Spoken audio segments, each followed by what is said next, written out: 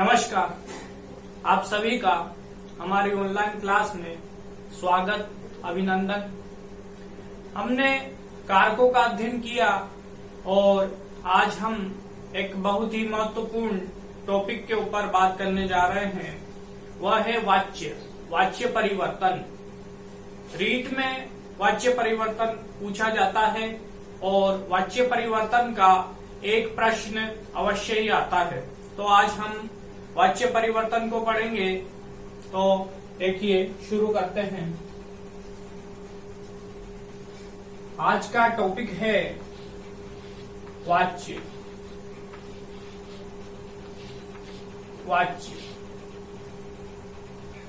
यहां से एक प्रश्न अवश्य पूछा जाता है। अब वाच्य के बारे में बात करते हैं। वाच्य कितने प्रकार का होता है या वाच्य किसे कहते हैं? तो किसी भी बात को कहने के लिए वाच्य का प्रयोग किया जाता है और वाच्य तीन प्रकार के होते हैं: कर्तृवाच्य, कर्मवाच्य और भाववाच्य। तो देखिए, वाच्य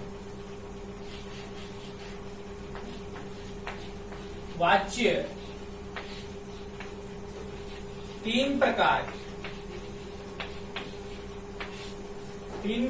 के होते हैं।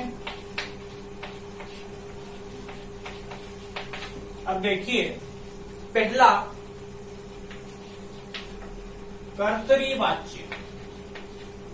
पहला होता है कर्तृवाच्य।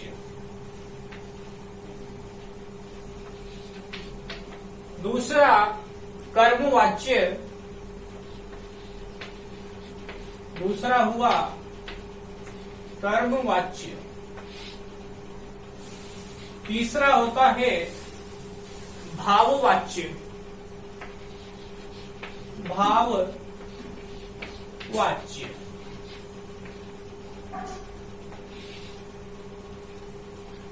यह तीन प्रकार के वाच्य होते हैं। इनमें से रीट के सिलेबस में दो वाच्य हैं, कर्तृवाच्य और कर्मवाच्य। इसीलिए हम इन्हें पढ़ेंगे। तो देखिए, कर्तृवाच्य में क्या क्या परिवर्तन होते हैं उन्हें देखिए। जैसे पहला वाच्य लेते हैं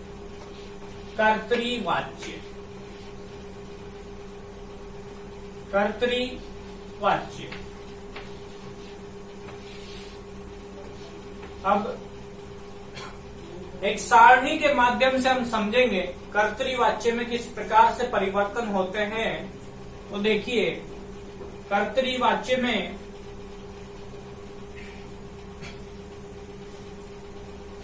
यह कर्तृवाच्य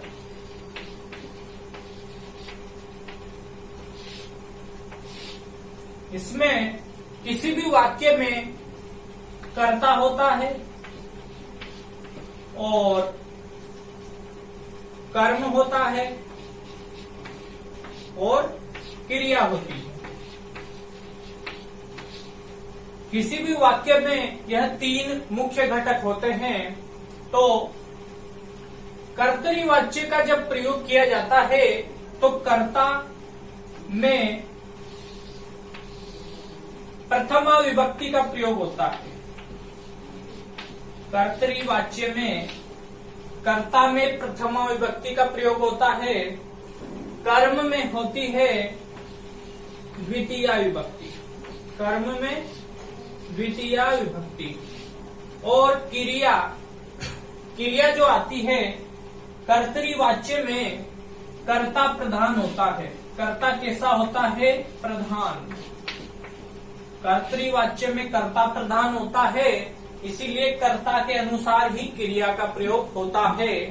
तो कर्तृवाच्य में क्रिया जो है कर्ता के अनुसार आएगी।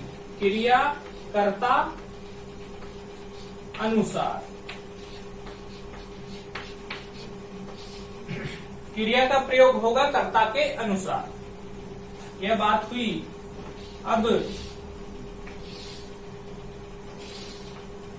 अब क्रिया के रूप किस प्रकार से चलेंगे, तो कर्तरी-वाच्य में क्रिया परस्मैपदी रूप चलते हैं धातुओं के दो प्रकार से, परस्मैपदी और आत्मनेपदी। तो कर्तरी-वाच्य में परस्मैपदी धातुओं का प्रयोग होता है। परस्मैपदी के जिस प्रकार से रूप चलते हैं धातुओं के, उस प्रकार की क्रिया जो है कर्तरी-वाच्य में प्रयोग की जाएगी। तो क्रिया जो है परस्मैपदी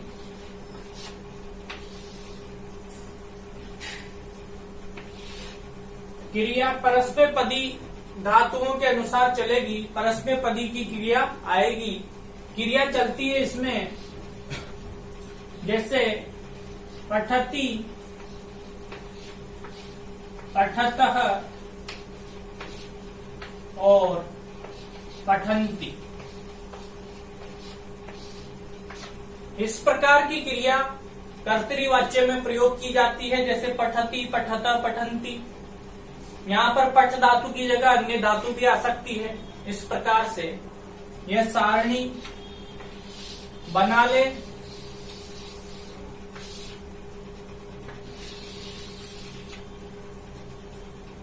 यहां तक एक स्क्रीनशॉट ले लें, उसके बाद आगे बढ़ेंगे। अब आगे कर्मवाच्य की बात करते हैं। यह तो कर्तरी-वाच्य की बात हुई। कर्तरी-वाच्य में कर्ता में प्रथमा विभक्ति का प्रयोग होगा, कर्म में द्वितीया विभक्ति का, और क्रिया कर्ता के अनुसार आएगी और परस्मैपदी धातु रूप चलेंगे।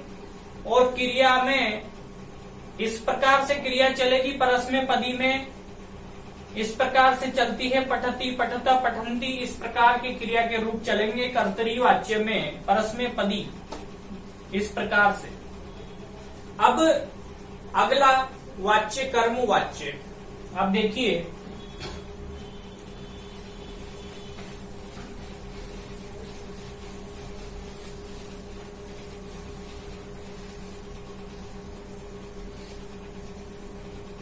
कर्मवाच्य। अब कर्मवाच्य में किस प्रकार से परिवर्तन होता है उसे समझेंगे। कर्मवाच्य में कर्ता, कर्मवाच्य में कर्ता में तृतीया विभक्ति का प्रयोग होता है। विभक्ति कौन सी? तृतीया विभक्ति। और कर्म में जब कर्मवाच्य है तो कर्म प्रधान होता है, इसीलिए कर्म में प्रथमा विभक्ति का प्रयोग होगा। कर्म में आती है प्रथमा विभक्ति। और जो क्रिया है, क्रिया आएगी, कर्मवाच्य है, कर्म प्रधान होता है और कर्म में प्रथमा विभक्ति का प्रयोग होता है। और कर्म वाच्य है तो कर्म के अनुसार ही क्रिया का प्रयोग होगा। तो क्रिया आएगी कर्म अनुसार, कर्म के अनुसार क्रिया का प्रयोग होगा।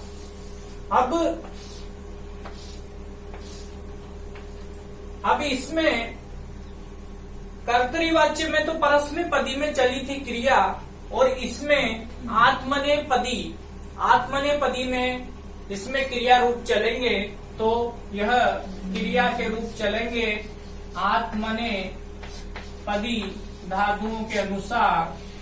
और इसमें क्या होता है, इसमें य जोड़ दिया जाता है। किसी भी मूल धातु में य जोड़ दिया जाता है। जैसे यहाँ पर ये पठती है तो यहाँ पर धातु है पठ धातु। अब यह मूल धातु है और पठ धातु में य जोड़ करके आत्मनेपदी के रूप बनते हैं। तो देखिए कैसे बनते हैं। यह हो जाएगा पठ्यते, पठ्यते, पठ्यते, येते और पठयन्ते, पठयन्ते। इस प्रकार से आत्मनेपदी में रूप चलेंगे। अब देखिए यह सारणी कर्मवाच्य की। अब एक नियम लिख ले, बहुत ही महत्वपूर्ण नियम, वो ये है नियम धातुओं को कर्मवाच्य में। अब देखिए कर्मवाच्य में मूल धातु में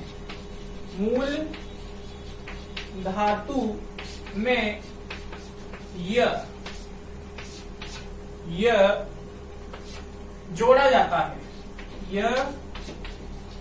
जोड़ा जाता है। कर्मवाच्य में मूल धातु में य जोड़ा जाता है, यह कर्मवाच्य है। यहाँ पर बता ही दिया है, पठ्यते, पठ्यते, पठ्यन्ते, इस प्रकार से जोड़ते हैं। पठती की जगह क्या हो गया, पठ्यते, यह जोड़ते ही।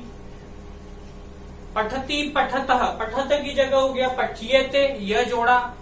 और पठन्ति की जगह हो गया पठ्यन्ते, यह जोड़ दिया यहाँ पर इस प्रकार से। अब देखिए ये बात हुई कर्मवाच्य और कर्तृवाच्य की, दोनों में क्या अंतर है हमने समझा, किस प्रकार से परिवर्तन होता है ये जाना। एक बार और देखिए, कर्मवाच्य का जब प्रयोग होता है तो कर्मवाच्य में कर्ता में तृतीय विभक्ति आती है, कर्म में प्रथमा विभक्ति आती है क्योंकि कर्म प्रधान होता है, कर्ता में तृतीया, और क्रिया जो है कर्मवाच्य है तो कर्म के अनुसार ही आएगी क्रिया, कर्म के अनुसार। और आत्मनेपदी धातुओं का प्रयोग होता है और क्रिया के रूप पठ्यते, पठ्यते, पठ्यन्ते इस प्रकार से चलते हैं, यह जुड़ जाता है क्रिया में। यह बात हुई, मूल धातु में यह जोड़ा जाता है इस प्रकार से। कर्तृवाच्य और कर्मवाच्य का अंतर हमने स्पष्ट समझा। अब उदाहरण देखिए, एक उदाहरण लेते हैं,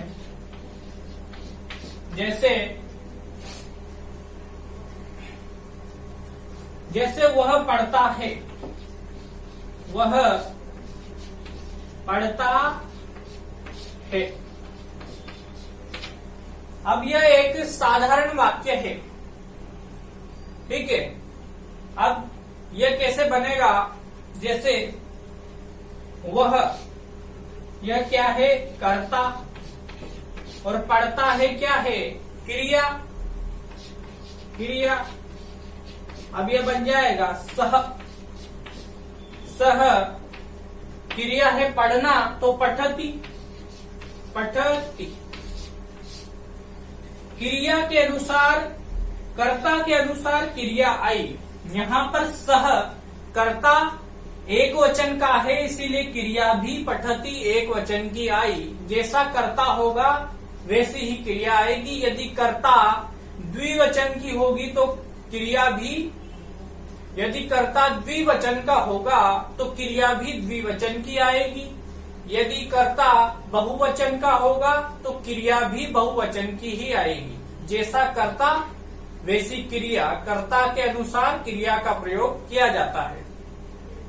ये हो गई कर्ता, कर्ता में प्रथमा तो क्रिया भी प्रथम पुरुष एक वचन की ही आई, ठीक है। अब ये तो हो गया वाक्य किसका, यह वाक्य हुआ कर्तरीवाच्य का, यह वाक्य हुआ कर्तरीवाच्य का। अब कर्मवाच्य का उदाहरण देखते हैं। जैसे उसके द्वारा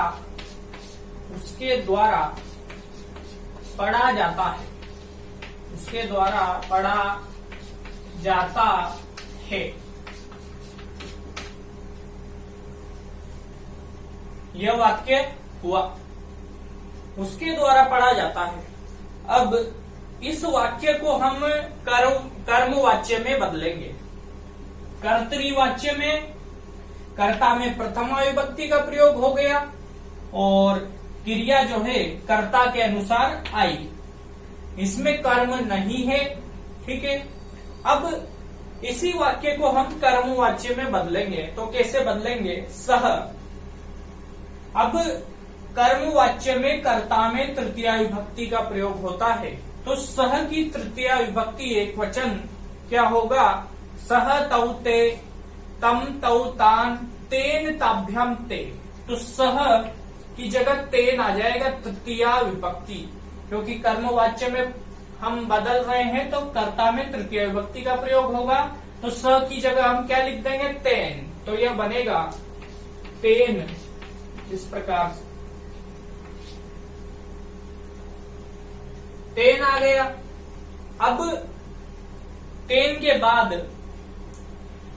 उसके द्वारा पढ़ा जाता है, तो उसके द्वारा तेन पढ़ा जाता है क्रिया है। इसमें भी कर्म नहीं है, पढ़ा जाता है क्रिया है। अब क्रिया कैसे चलेगी?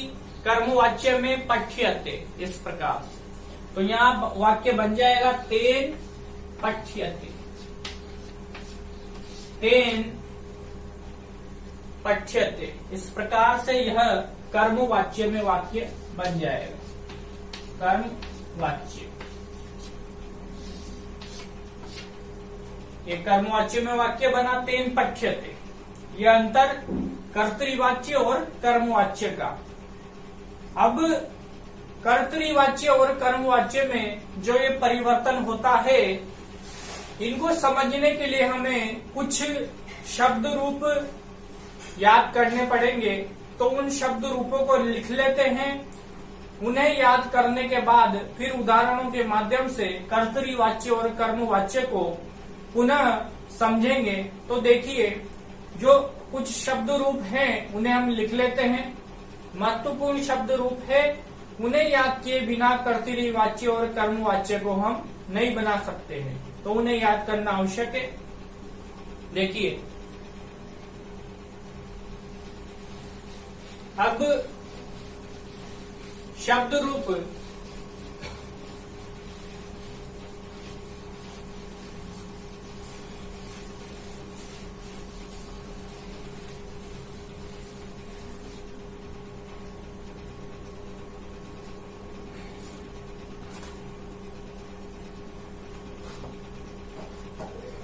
अश्मद के रूप देखिए। अश्मद, अश्मद शब्द और अश्मद का अर्थ होता है मैं। क्या अर्थ हुआ? मैं।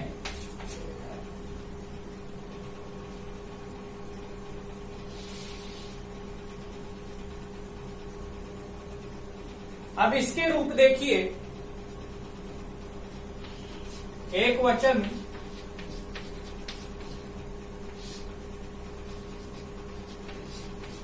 द्विवचन, द्विवचन और बहुवचन।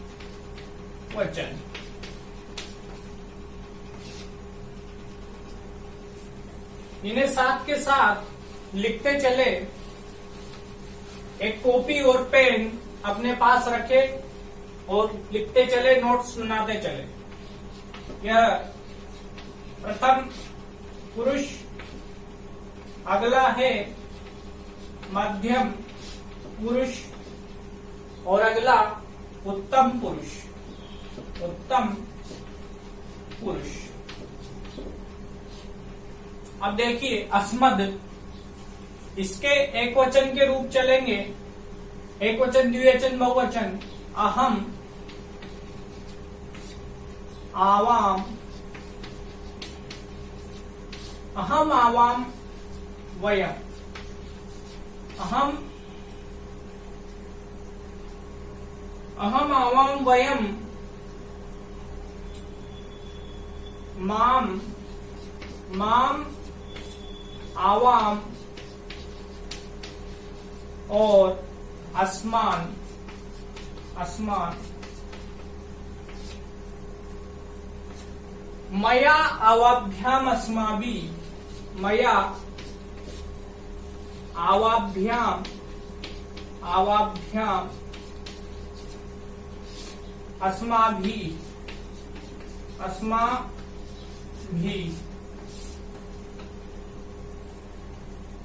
इस प्रकार से अश्मत के रूप चले।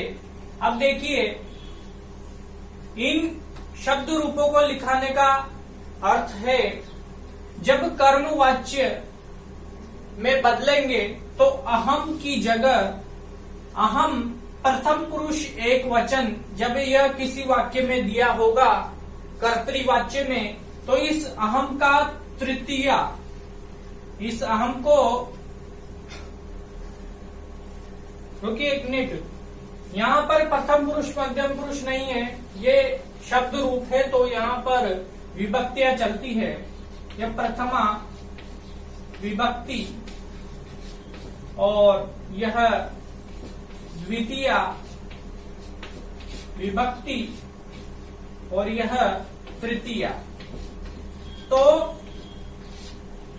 जब कर्मवाच्य में बदलेंगे तो जब ये अहम दिया होगा तो इसका तृतीया विभक्ति हमें बनानी पड़ेगी, तब अहम की जगह हो जाएगा मया, और यदि आवाम दिया होगा तो उसका आवाभ्याम हो जाएगा, और जब वयम होगा तो अस्माभि हो जाएगा।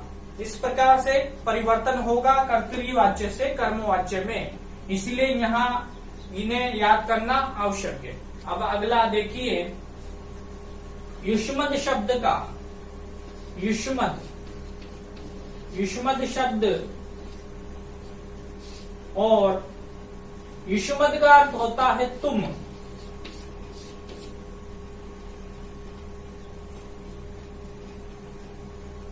अब देखिए इसके रूप कैसे चलते हैं, इसके चलेंगे त्वम युवाम यूयम, त्वम युवाम यूयम,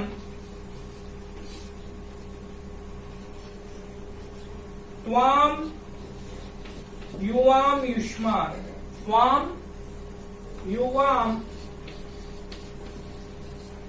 युष्मान, युष्मान, और त्वया, त्वया युवाभ्याम, युवाभ्याम युष्माभि, युष्माभि। इस प्रकार से इनके रूप चलते हैं। यह प्रथमा विभक्ति, द्वितीय विभक्ति, तृतीया विभक्ति, और एक वचन, द्विवचन और बहुवचन। इन्हें यहां तक लिख लें, उसके बाद आगे बढ़ते हैं। तो अब अगला रूप देखिए,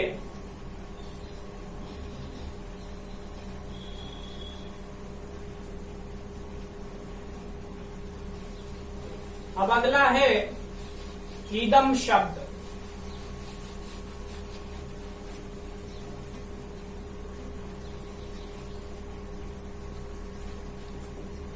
अगला है ईदम, ईदम शब्द, और ईदम का अर्थ होता है यह। ईदम का अर्थ क्या होता है? यह। अब देखिए इसके पुल्लिंग में रूप, पुल्लिंग में रूप देखिए इसके कैसे बनेंगे। अब देखिए ये बन जाएगा अयम ईमो ईमे, अयम ईमो ईमे, इमम इमो ईमान, इमम इमो ईमान, इमम इमो ईमान, अनेन आभ्याम एभी, अनेन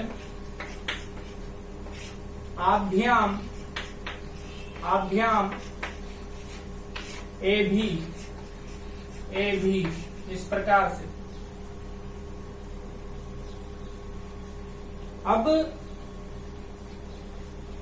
इसके स्त्रीलिंग में रूप देखिए। इसके स्त्रीलिंग में रूप चलेंगे। स्त्रीलिंग में इदम के स्त्रीलिंग रूप देखिए। इदम के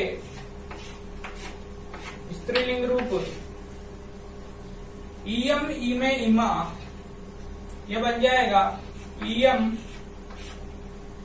इमे, इमा।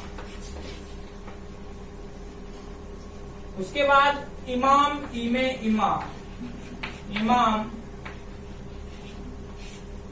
इमे, इमा। इस प्रकार से इमाम, इमे, इमा। अब अनिया, आभ्याम, आबी, अनिया, आभ्याम, आभ्याम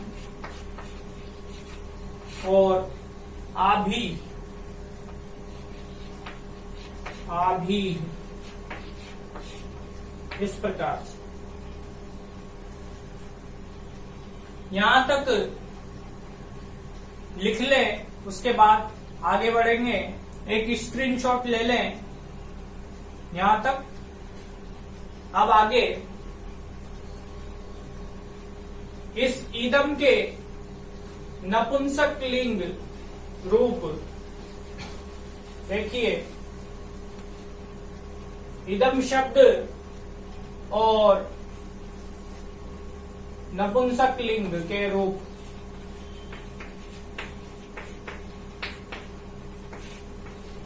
यह नपुंसक लिंग के रूप देखिए। इदम, इमे, इमानी, इदम, इमे, इमानी और यह भी बन जाएगा इदम, इमे,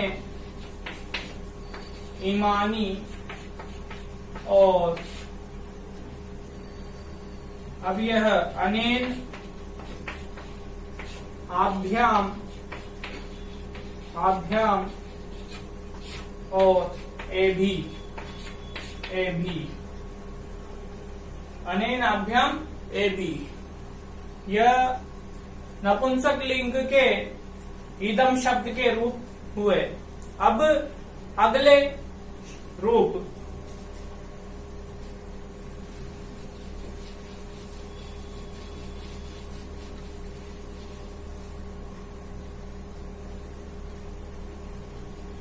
तत् शब्द के रूप देखेंगे। अब तत्, तत् का अर्थ होता है वह।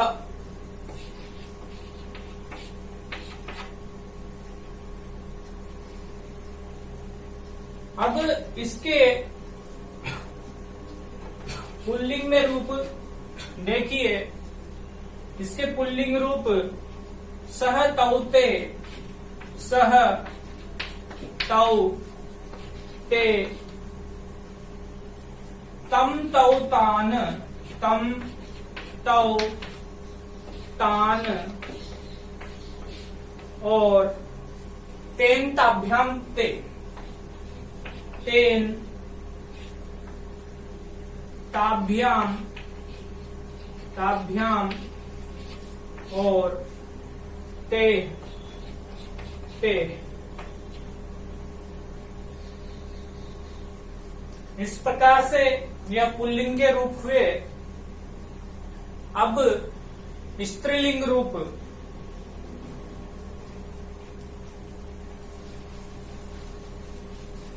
इसके स्त्रीलिंग रूप तत् शब्द के और तत्, तत् का अर्थ होता है वह। तत् शब्द स्त्रीलिंग रूप। अब सा ते ताह, ये बच जाएगा सा ते ता। ताम ते ता, ताम ते ता। और तया ताभ्याम ताभी, तया ताभ्याम ताभी, ताभी। इस प्रकार से यह स्त्रीलिंग रूप। अब नपुंसक लिंग के रूप देखिए। तत्शब्द और यह नपुंसक लिंग रूप, नपुंसक लिंग के रूप। तत् ते तानी, तत् ते तानी, तत् ते तानी, ते तानी। और तेन ताभ्याम ते, तेन ताभ्याम ते।